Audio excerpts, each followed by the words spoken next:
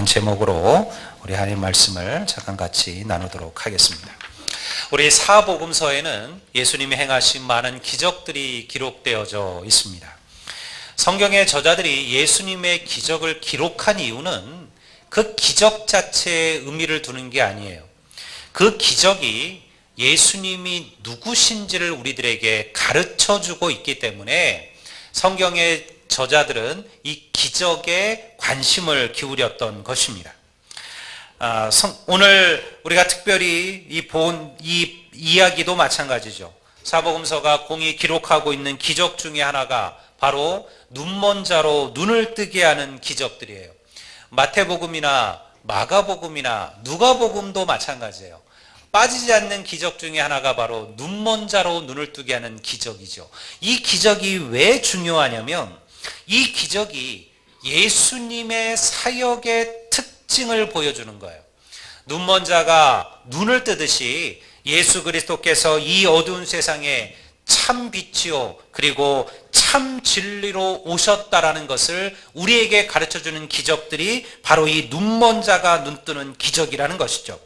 예수님의 사역은 영적인 암흑 속에 살아가는 이들에게, 진리를 보고도 깨닫지 못하는 이들에게 온전한 빛을 주는 그런 구원자의 사역이심을 여러분 믿으시기를 주의 이름으로 축원합니다. 어느 날 예수님께서 여리고를 지나가시다가 바디메오라는 한 맹인 거지를 만나게 됩니다. 이 예수님과의 만남은요, 바디메오의 삶에 위대한 변화를 일으키게 됩니다. 구걸을 하며 죽음보다 못한 삶을 마지못해 유지하던 바디메오라는 한 사람이 그 어떻게 누구도 경험해보지 못한 위대한 이야기의 주인공이 되었는지, 그리고 그 이야기가 오늘날 이 시대를 살아가는 우리에게 어떤 의미가 있는지를 이 본문을 통해서 함께 나누어 보고자 합니다. 성경은 바디메오에 대해서 이렇게 기록하고 있습니다. 우리 46절에 보면요, 바디메오에 대한 설명이 나와요. 디메오의 아들인 맹인거지 바디메오가 길가에 앉았다가, 우리가 본문에서 바디메오가 누군지를 대략 알 수 있죠. 바디메오는 앞을 보지 못하는 맹인이었습니다. 동시에 구걸로 먹고 사는 거린이었습니다. 당시 상황 속에서 앞을 볼 수 없는 이가 할 수 있는 유일한 일이 구걸하는 일이었어요.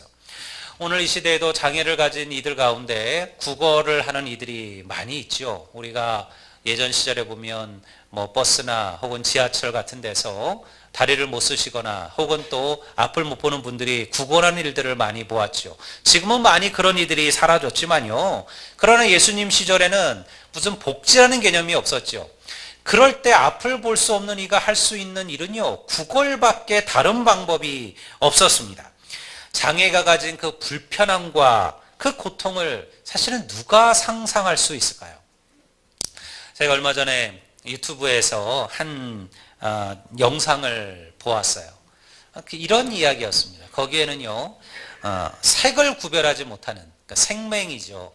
색을 구별하지 못하는 젊은 아빠와 그리고 아내와 그리고 아주 아름다운, 아주 예쁜 귀여운 세 딸의 이야기가 나오고 있었습니다. 어느 날 밖에서 아이들과 함께 놀던 남편에게 아내가 조그만 상자 하나를 건네주는 거예요. 열어봤더니 거기에 무엇이 있었냐면 안경 하나가 들어 있었습니다. 이 안경은요, 특수 제작된 안경이에요. 그러니까 색을 구별하지 못하는 사람이 색을 볼 수 있도록 그렇게 특별히 제작된 그런 안경이었죠. 그거를 아내가 자기 남편에게 선물로 줍니다. 그 안경을 낀 그 남편이요, 그 젊은 아빠가 갑자기 온몸이 굳어지는 거예요. 그리고는요, 다시 천천히 세상을 돌아보기 시작을 합니다. 꽃을 보고 나무를 보고 마치 처음 보는 것처럼 놀라는 거예요. 그렇지 않았겠습니까? 그의 눈에는 나무든 꽃이든 색깔이 다 하나였거든요. 근데 그 나무가 가진 색이, 그 꽃의 색이 이제 그 눈에 들어오기 시작하는 거니까 얼마나 놀랐을까요? 그리고는요, 이 아빠가, 제가 감동받은 장면은 바로 그 다음이에요. 자기 무릎에 있던 5살 된 그 딸을 안더니요, 그리고 천천히 그 아이의 눈을 들여다보기 시작하는 거예요. 그리고는 우는 거예요. 왜냐하면 이 아빠는요, 처음으로 그 사랑하는 자기 딸의 눈이 파랗다라는 것을 처음으로 알게 된 거예요. 처음 본 거죠. 그러니 여러분, 그 감동이 어떠했을까요? 색을 보지 못하는 것도 누구에게는 불편함이고 어려움이죠. 하물며 태어날 때부터 앞을 볼 수 없는 눈을 가지고 태어나, 그리고 그걸로 평생을 살아야 한다는 이 바디메오라는 사람의 그 고통을 사실은 누가 다 이해할 수가 있을까요? 그는 왜 그렇게 살았을까요? 바디메오는 가족이 없었을까요? 왜 그의 가족들은 그를 그렇게 구걸하며 살도록 내버려 두었을까요? 우리의 성경에 나오는 이 바디메오란 이름의 뜻이 무엇이냐면요, 우리 헬라어로 이 바르와 티메우스라는 단어의 합성어예요. 바르라는 말은 아들이라는 뜻이고요, 티메우스는 이름이에요. 우리가 지금 말하는 티메오라는 거죠. 그러니까 바디메오라는 뜻은 디메오의 아들이라는 거예요. 그러니까 실제로는 이 바디메오는 이름이 아니에요. 그냥 사람들은 그를 누구라 불렀냐면, 야, 저는 디메오의 아들이라 이거예요. 그래서 바디메오라고 부른 거예요. 사실 그는 이름도 제대로 가지지 못했습니다. 이 말은 뭡니까? 그에게는 아버지가 있다는 거죠. 그의 아버지의 이름은 뭐예요? 디메오예요. 그리고 그를 낳은 어머니도 있었을 겁니다. 가족이 있었다는 거예요. 그럼에도 왜 그는 길가에 앉아서 구걸하는 거린이 되었을까요? 이것은요, 그가 가족에게 버림받았다라는 것을 우리에게 가르치는 겁니다. 유대인들은 장애를 하나님의 형벌이라 여겼어요. 오늘 우리는 그렇지는 않잖아요. 장애가 불편한 것은 맞아요. 그러나 장애가 있다고 해서 우리가 그를 남들보다 못한 자로 보거나 이상한 자로 보지 않습니다. 똑같은 우리는 인격적인 존재예요. 그것이 오늘날 우리가 장애를 보는 기준이에요. 그러나 2000년 전에 예수님 시절에는 달랐어요. 장애를 가진다라는 것은 하나님의 형벌이에요. 뭔가 그가 죄를 지었거나, 그의 부모가 죄를 지었거나, 그 조상이 무엇인가 큰 죄를 지었거나, 그래서 하나님께서 내리는 심판이 장애라고 생각을 한 거죠. 장애를 가진 자녀를 두는 것은요, 부모에게 큰 수치였어요. 오죽하면 예수의 제자들도 그렇게 얘기했을까요? 어느 날 제자들이 길을 가다가 한 소경을 봅니다. 그리고 예수님께 뭐라고 묻습니까? 예수님, 저 앞을 볼 수 없는 것이, 소경으로 태어난 것이 자기의 죄 때문입니까? 아니면 부모의 죄 때문입니까? 이렇게 물었어요. 그것이 당시 사람들이 장애를 보는 기준이었죠. 제가 서울에서 군에 군목으로 가기 전에 구로동의 한 교회에서 부교역자로, 부목사로, 교육목사로 사역을 했어요. 그때 우리 목사님에게, 담임 목사님에게 장애를 가진 한 딸이 있었습니다. 자폐예요. 너무너무 힘들었어요. 통제할 방법이 없었어요. 어렸을 때는 괜찮았는데요.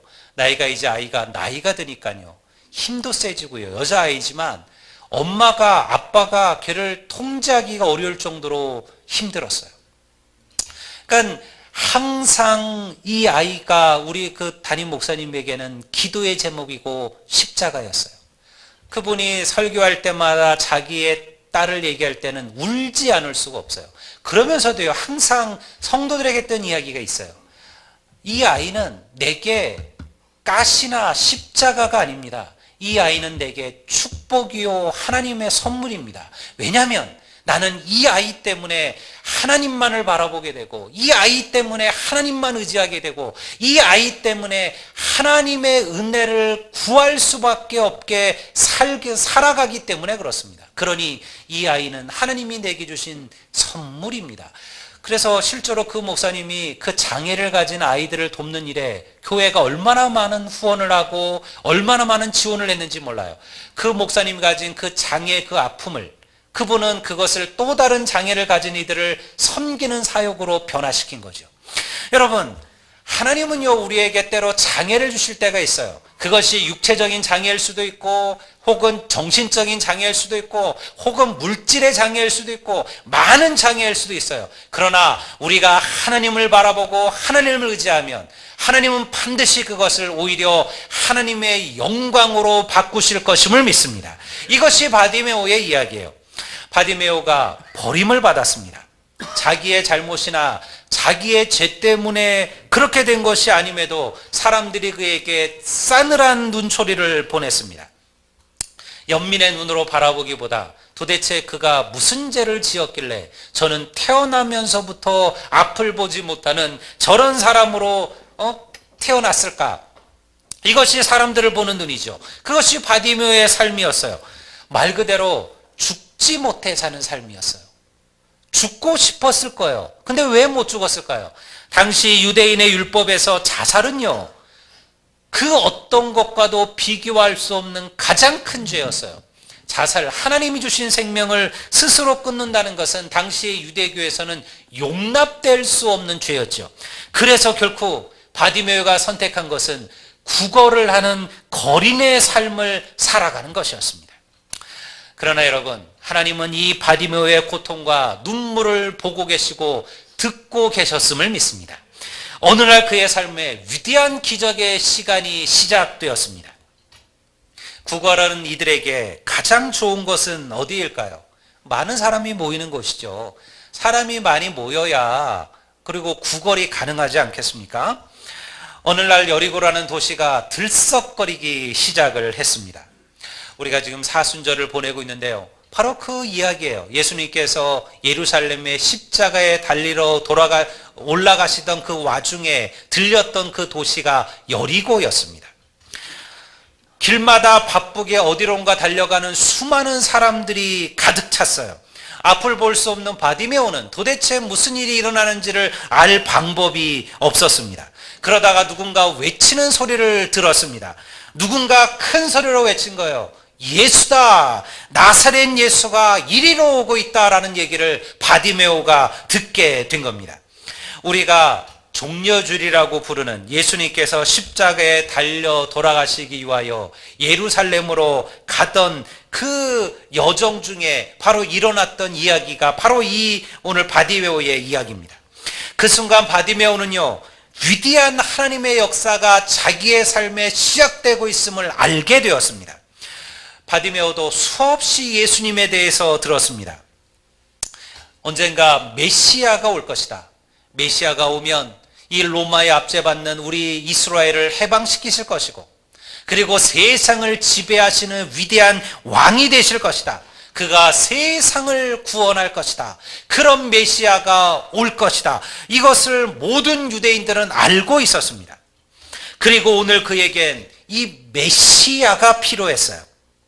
메시아라면 능히 그의 눈을 고치고 세상을 구원할 메시아가, 이스라엘을 구원할 메시아가 그의 눈 하나 고치지 못하겠습니까? 그러니 그가 메시아를 만날 수만 있다면 오늘 그의 모든 문제, 오늘 그의 모든 염려와 걱정이 해결되어질 것임을 그는 믿었다라는 거예요. 그래서 그가 주저하지 않았어요.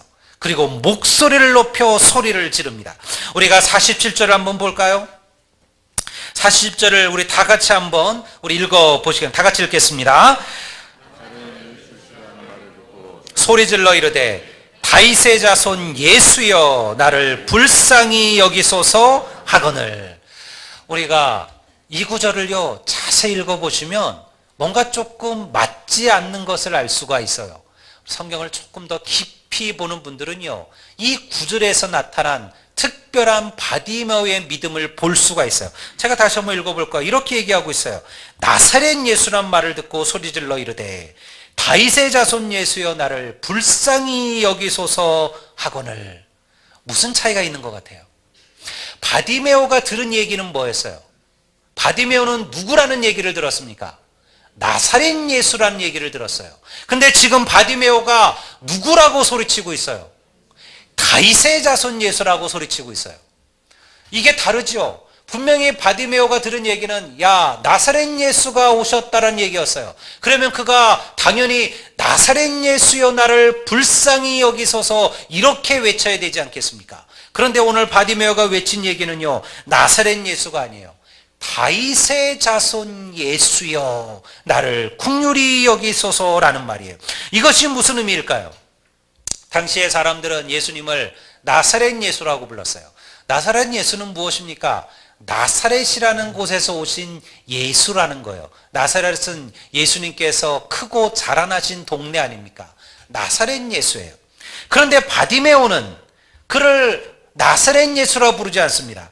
사람들은 예수님을 위대한 랍비요, 위대한 선생이요, 나사렛에서 오신 위대한 능력자라고 믿었죠. 근데 지금 바디메오는 그 예수님을 누구라고 고백합니까? 다윗의 자손 예수라고 고백해요. 이게 무슨 차이가 있을까요? 나사렛 예수와 다윗의 자손 예수가. 다윗의 자손이라는 용어는 전형적인 메시아의 이름이에요.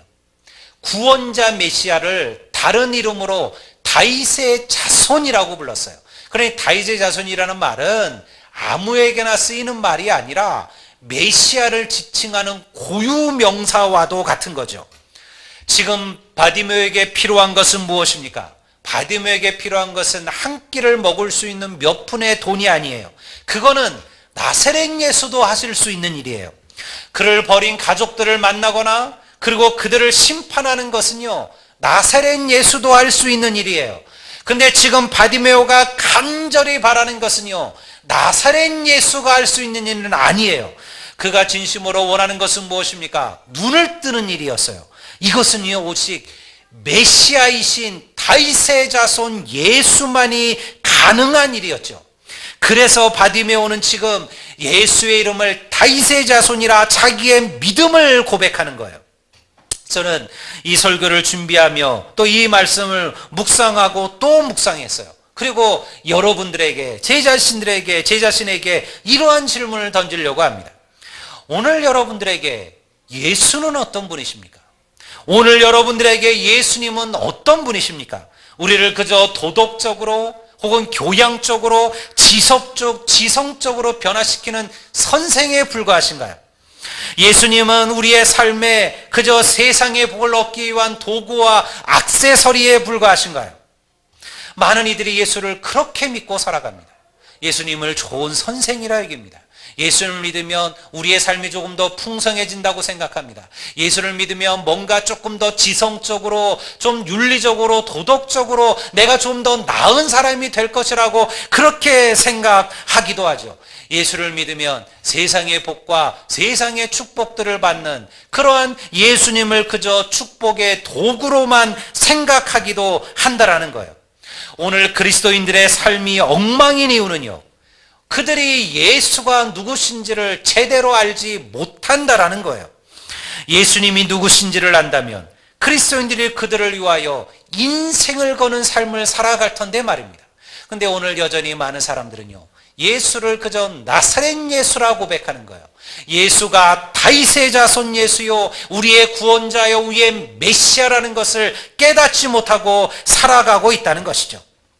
바디메오는 간절했습니다. 그는 소리를 지르며 예수의 이름을 불렀습니다. 바디메오는 앞을 볼 수가 없었죠. 눈이 보이지 않는 그가 다른 사람들처럼 예수님을 찾아다니는 것은 불가능했습니다. 그러니 길은 딱 한 가지예요. 소리를 지르는 거예요. 그래서 자기에게 예수님의 눈을 돌리게 만드는 방법이었어요.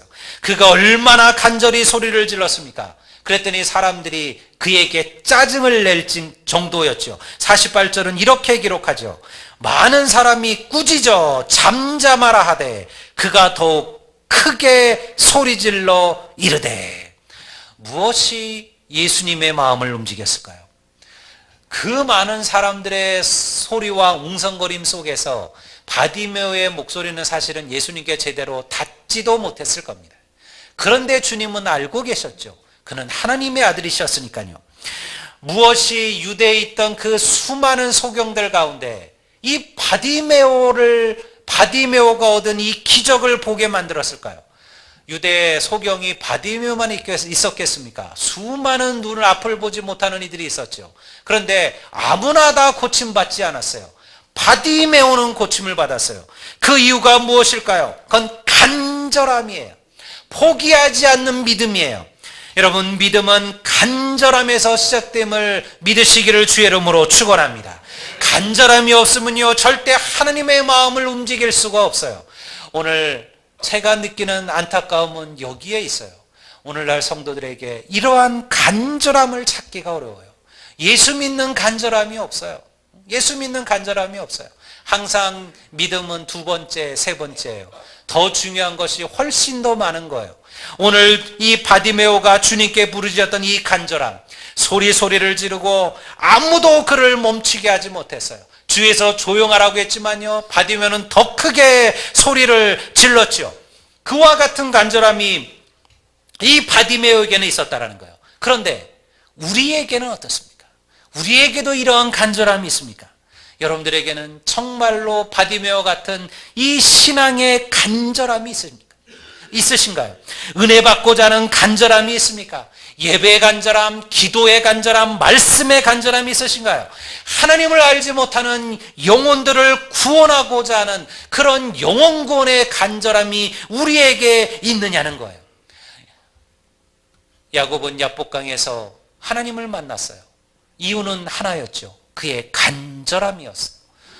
모든 것이 절망에 처한 그 야곱이 간절하게 하나님을 만났어요. 얼마나 간절했든지 성경은 그날 밤 야곱의 기도를 하나님과 더불어 씨름하였다, 레슬링을 하였다, 그렇게 기록하고 있습니다.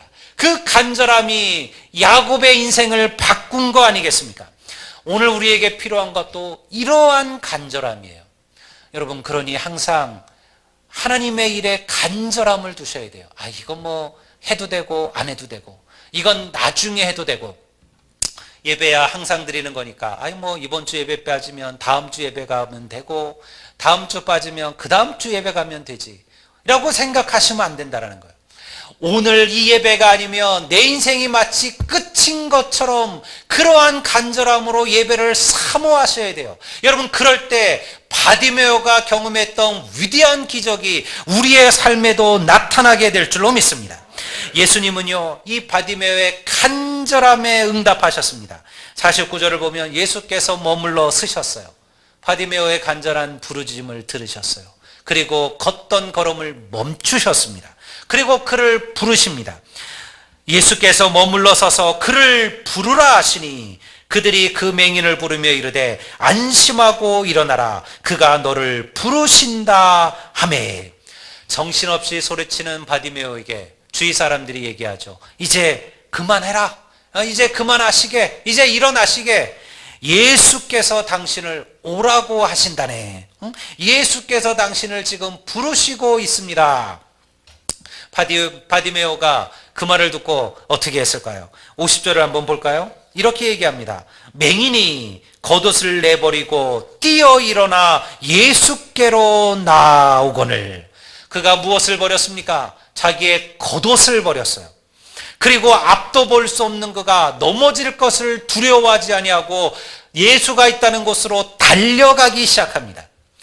길거리에서 구걸하던 거린에게, 바디메오에게 겉옷은요, 그가 가진 전부였습니다. 일교차가 큰 팔레스타인에서 겉옷은 낮에는 햇빛을 가리는 햇빛과 모래바람을 막아주지만요, 밤에는 또한 이불로 사용하는 것이었어요. 그래서 율법에 보면 만약 너희들이 누군가의 옷을 전당을 잡는다면, 누군가의 옷을 너희들이 전당을 잡으면 해가 지기 전에 돌려주라라고 얘기해요.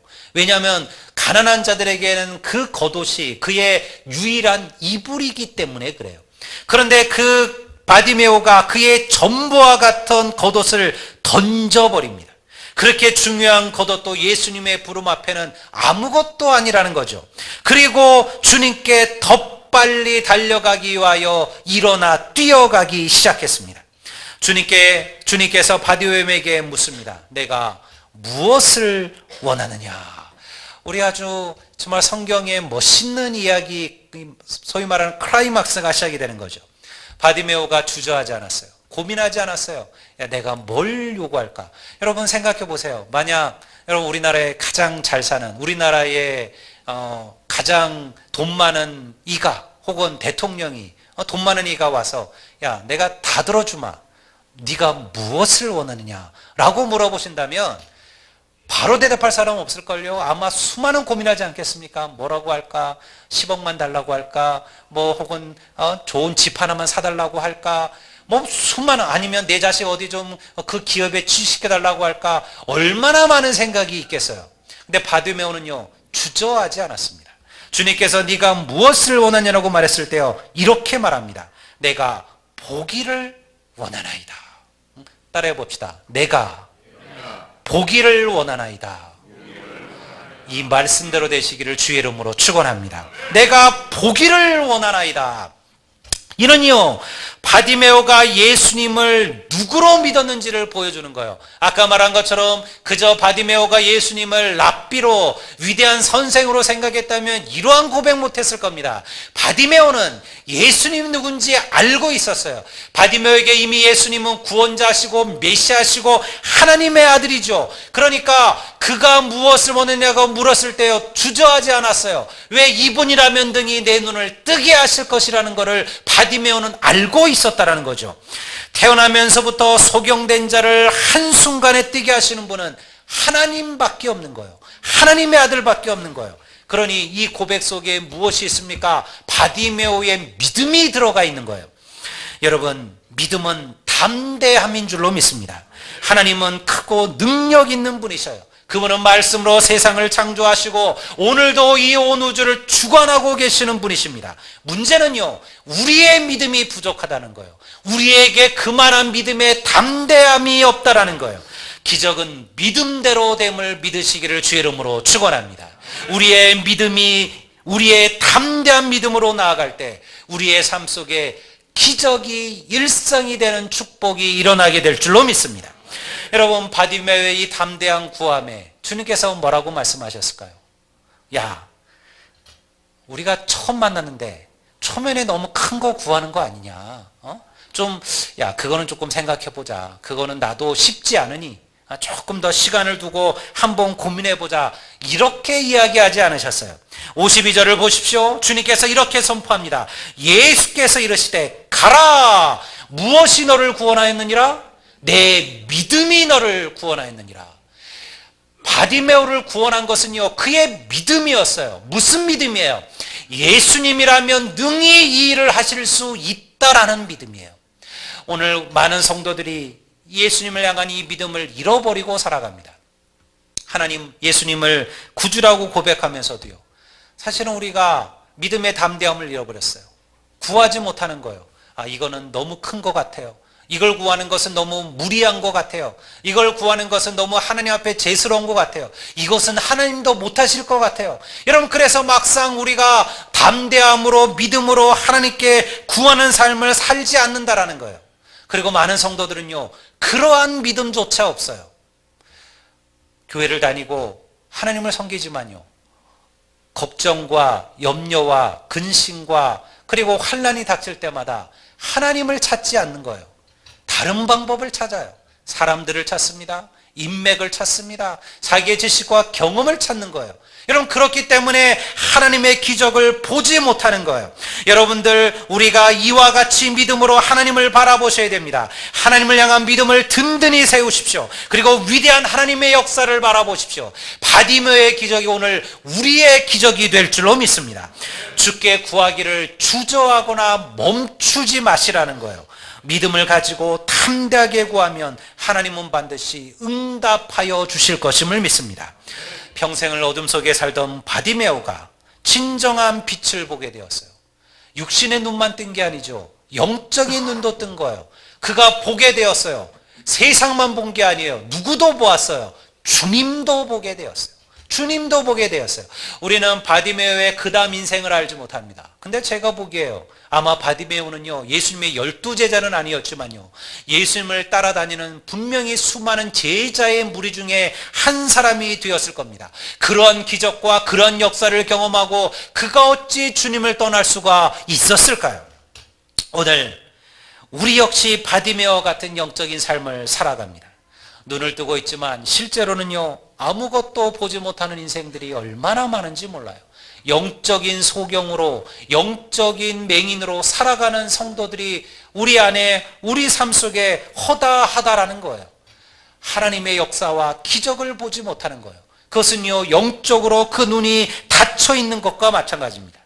뜻하지 않은 삶의 무게로 버거워하거나 힘들어하기도 합니다. 여러분들 참으로 기도해 주셔서 우리 김수분 권사님이 지금 그래도 많이 회복되어져 가는 과정에 있습니다. 모르는 분도 계시겠지만 우리 지난주 갑자기 뇌경색으로 쓰러지셨어요.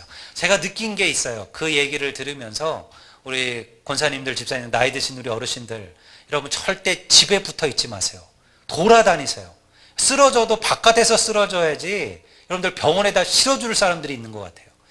당연히 권사님이 집에 혼자 있다가 쓰러지셨으면요, 어떻게 볼 방법이 없었을 거예요.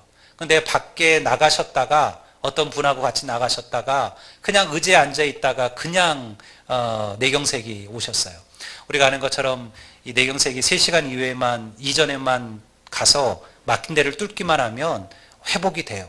근데 그거를 놓쳐버리면 평생 이제 반신불수로 혹은 이제 생명을 잃어버리는 일들이 발생하죠. 그렇게 여러분 하나님의 은혜 속에 그래도 여기까지 왔어요. 여러분들 기도하십시오. 성도들의 기도는 반드시 역사하는 힘이 있는 줄로 믿습니다. 교회가 이럴 때 합심의 기도를 함께 가는 거예요. 물론 여러분들 김성 원사님뿐만 아니라 우리 성도들 가운데 이런저렇게 육신이 연약하고 아프고 힘든 이들도 많이 있다는 것을 알고 있습니다.